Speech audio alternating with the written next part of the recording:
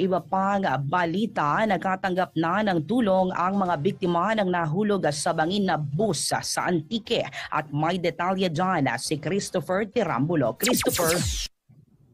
Naipamahagi na ng Department of Social Welfare and Development Region 6 ang tulong pinansyal para sa mga biktima ng malagim na pagkahulog ng bus sa 100 talampakang lalim na bangin sa bayan ng Antique nitong Martes ng madaling araw. Ayon kay DSWD Western Visayas Regional Director Carmelo Nochepe, inatasan niya ang Disaster Response and Management Division na inilabas na ang ayuda para sa 6 na nakaligtas at ngayon ay critical pa rin sa Western Visayas Medical Center sa Iloilo City. Iloilo, umabot sa 10,000 piso bawat pamilya ng 6 na pamilya o ng biktima ang nabigyan ng tulong pinansyal mula sa ahensya sa ilalim ng Assistance to Individuals in Crisis Situation. Binigyan din pa ni Antique Governor Roda Cadiado na hinikayat nito ang Val Lacar Transit Incorporated, ang kumpanya nagpapatakbo ng Ceres Bus, na makipag-ugnayan sa mga pamilya,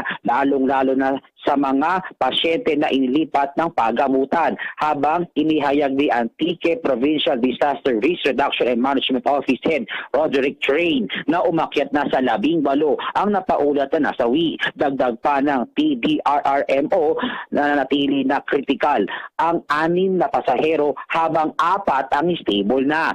Sisilipin din ng Land Transportation Franchising and Regulatory Board ang kalagayan ng brake ng bus, driver at kalsada na posibleng sanhi ng madugong aksidente. Christopher Tirambulo, Newsline.